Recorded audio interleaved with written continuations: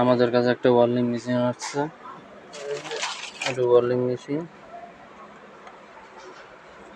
এটা হচ্ছে আপনার সেকেন্ডারি, এটা হচ্ছে প্রাইমারি। আমার এক কোয়ালটা মূলত সমস্যা হয়েছিল, অতিরিক্ত হিট খাইছে, এমনকি একটু বড়ি হয়ে গেছিলো হিট খাওয়ার পরে।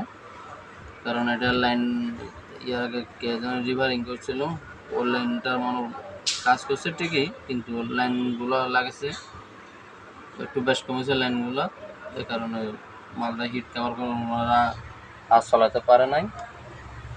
এই যে আমরা দেখছেন এখন আমরা কাজ করে রিপেয়ারিং করে যে আমরা এখন হিটে দিছি, হিটে তোলার পর আমরা এই দেখছেন এই উপরে একটা, এই যে নিচে একটা, এই দুটা।